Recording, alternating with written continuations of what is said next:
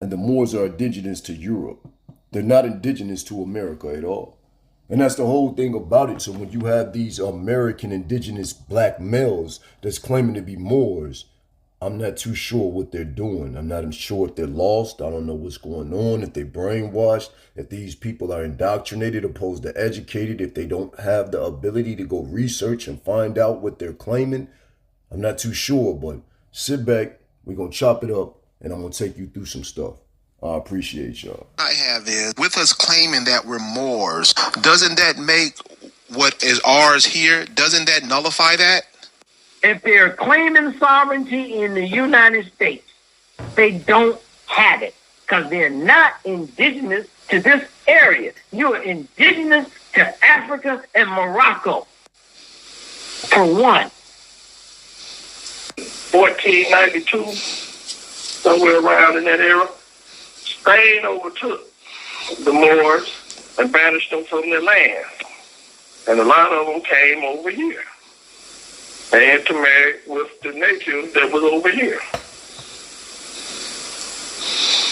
Okay, so they came over here. So when they came over here, what was their purpose to come over here? Was their purpose to do the same thing that they had did in the Spain? Obviously it was. When they came over here, what did they begin to do? They enslaved the people over here, the natives over here. See, you have to, it goes further back. Everyone talks about the transatlantic slave trade, but they forget about the Mediterranean slave trade. These people were enslavers. I'm back. Now, did y'all hear that first part of the video? These people were enslavers. So these Moors that you have running around calling themselves Moorish Americans and Moors, you're an enslaver. You're not indigenous to America.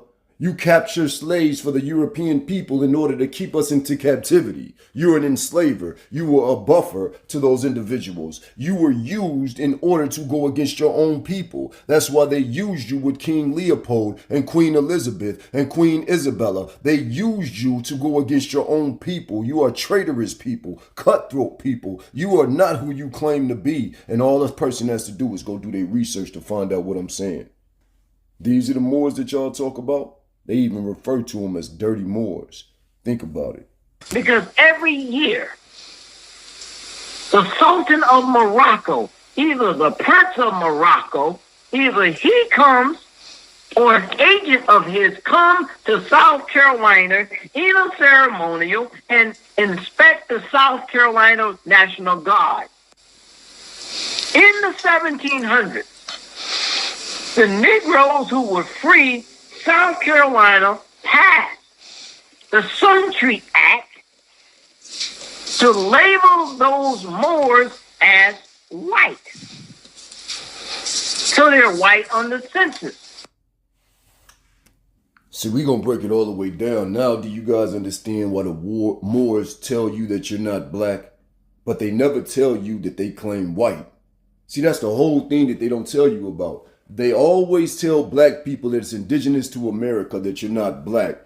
But these people are always claiming white, but they never tell you that they claim white. They claim the status of being free white men, but they deny being black men. Why do you think that is?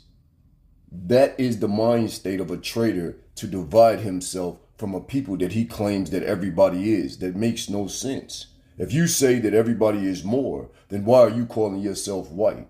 Where is the status for Moor?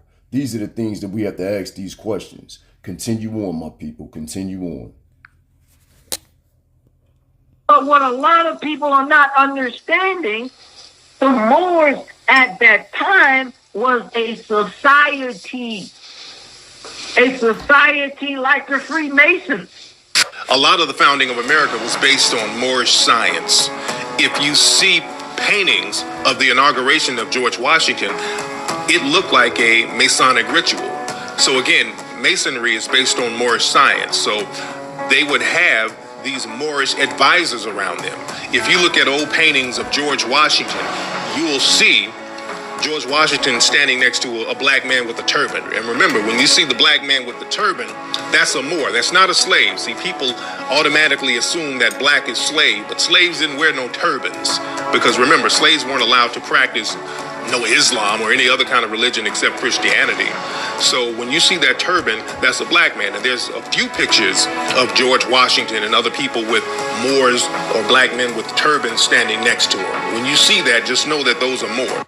Honest with you, a lot of Masonic stuff come from the Moors. What those cats need to do is go stop reading some of these books and go look into the colonial laws that identify who the Moors are in South Carolina.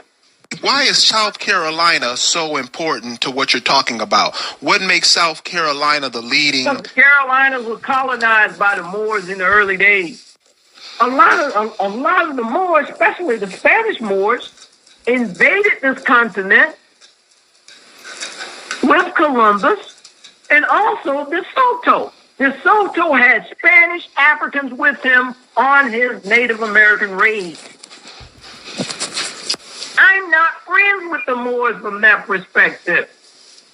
I know their history. You came in raping and enslaving Native American people in South Carolina. It's in the congressional records.